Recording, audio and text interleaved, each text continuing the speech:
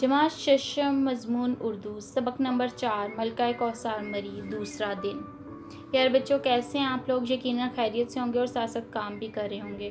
تو چلیں ہم اپنی اردو کی درسی کتابوں میں سے صفحہ نمبر 17 نکالیں اور اس کے تیسرے پیراگراف سے پڑھنا شروع کرتے ہیں۔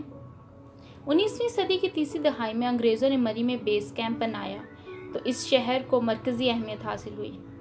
1857 کی جنگی آزادی میں جہاں برصغیر پاک و ہند کے مختلف علاقوں کے رہنے والوں نے انگریزی سامراج کے خلاف اپنی جذبات کا اظہار کیا، وہاں مری کے رہنے والے بھی کسی سے پیچھے نہ رہے۔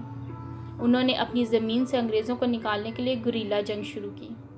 اس میں خاصے کامیاب بھی رہے، لیکن جب مجموعی طور پر برصغیر پاک و ہند نے 1857 کی جنگی آزادی میں مسلمانوں کو ناکامی ہوئی تو انگریزوں کو مری میں قدم جمانے کا موقع میسر آیا۔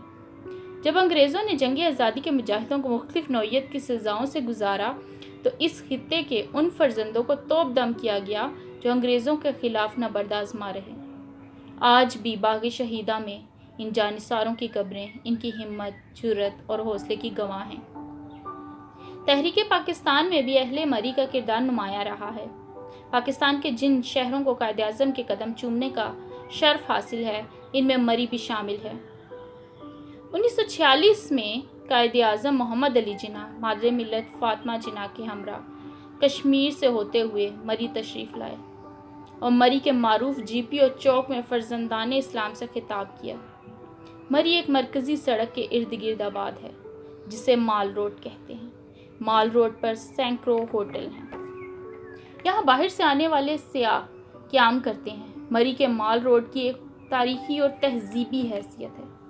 یہ GPO چوک سے شروع ہو کر پنڈی پوائنٹ تک جاتا ہے۔ اس کے دونوں طرف خوبصورت ہوٹل اور دکانیں موجود ہیں۔ مری کے بازاروں میں ہر قسم کی چیزیں دستیاب ہیں، جہاں سے سیاح اپنی ضرورت کی چیزیں اور تحائف خریدتے ہیں۔ مری کے مال روڈ کے علاوہ پنڈی پوائنٹ، کشمیر پوائنٹ، باغ شہیداں بھی قابل دید مقامات ہیں۔ مری کے گرد و نواح میں نیو مری، گھڑیال کیمپ اور بوربن بھی دیکھنے سے تعلق رکھتے ہیں۔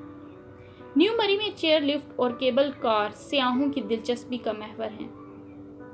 بچے، بوڑھے اور جوان چیئر لفٹ اور کیبل کار پر بیٹھ کر لطف اندوز ہوتے ہیں۔ پہاڑوں کے اوپر سے گزرتی ہوئی کیبل کار سے زمین کا دلکش منظر سیاحوں کو مسحور کر دیتا ہے۔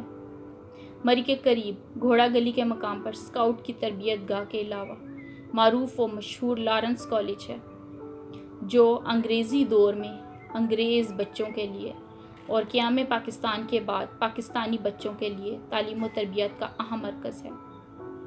سرد ہواؤں، بلند و بالا درختوں، پرکشش پہاڑوں اور وقفے وقفے سے آتی جاتی بادلوں کی ٹولیوں کے بیچوں بیچ بل کھاتی ہوئی ایک سڑک مری کو ایبٹ آباد سے ملاتی ہے۔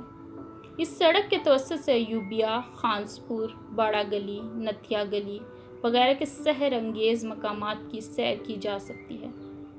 مری پاکستان کے خوبصورت ترین تفریحی مقامات میں سے ایک ہے۔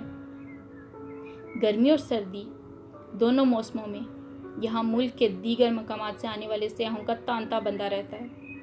یہ سیاح یہاں آ کر خالق کائنات کی پیدا کردہ ان خوبصورت نشانیوں اور دلفریب مناظر سے اپنے دلوں کو لبھاتے ہیں۔ تو پیارے بچوں، کیسا لگا آپ کو آج کا سبق؟ یقیناً اچھا لگا ہوگا۔ سوال نمبر 7، 8 اور 9 آپ نے اپنی لٹریچر کاپی بھی کرنی ہے، اس کے ساتھ اعراب بھی کرنے ہیں۔ مقام، مسافت، مبہوت، سامراج، سیاح۔ متشابہ الفاظ آپ نے اپنی گرامر کی کاپیوں پر کرنے ہیں، جبکہ سوال نمبر 2، 7 اور 10 آپ نے اپنی کتابوں پر ہی حل کرنے ہیں۔ گرامر کی کتابوں سے آپ نے یاد کرنا ہے مذکر مؤنث پہلا صفحہ، ضرب المثال پہلا صفحہ، محاورات پہلا صفحہ۔ گھر میں رہیں، محفوظ رہیں اور ہاتھ دھوتے رہیں۔ خدا حافظ۔